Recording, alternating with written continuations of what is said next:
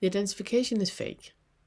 We've talked about that. You know that. Identification with thought is fake. Identification with feeling and emotion, it's fake. Identification is fake.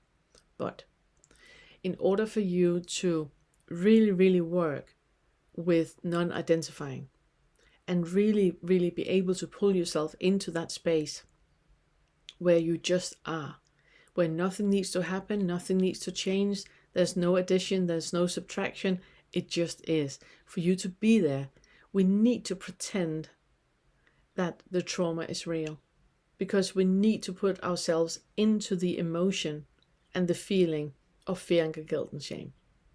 And when you put yourself into that feeling and emotion of fear, anger, guilt, and shame, that is where you have the opportunity to dissolve it. And then you can see that it's all just fake. But until that happens, we need to pretend that the past happened, that the past is even possible, that the future is even possible, that trauma is real. Everything that you identify with, we need to pretend that is real in order for you to own it and let go of it. So I would recommend you to listen to all the 6 lessons here in Doubt and have an openness and really, really use them for pattern recognition. So you don't identify with what I'm saying, but you look into the pattern recognition and you can start to see the pattern that you're using for identification, because identification is always about diversion. There's something that you are avoiding. That is why you're identifying.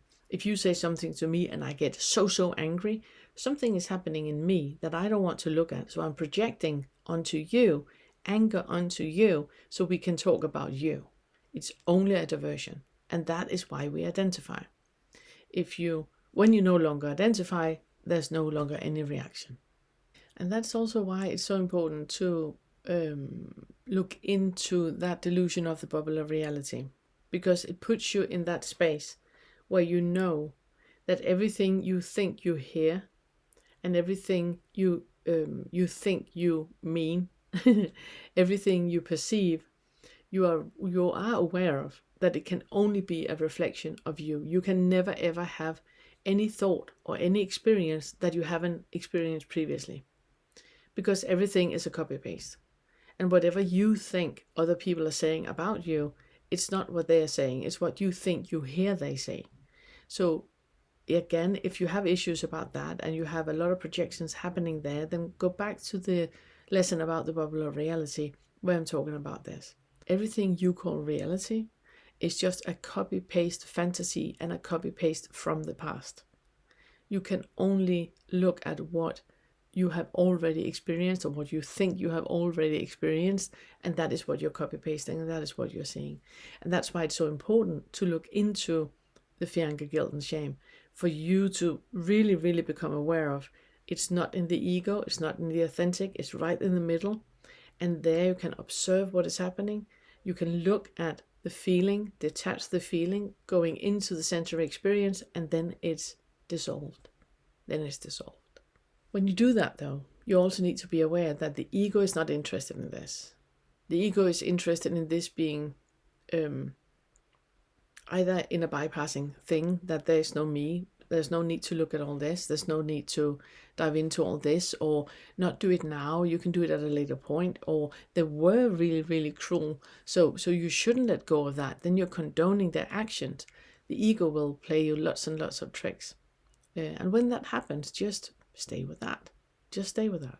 Just breathe into it. Just be with it. It's fine. It's completely fine.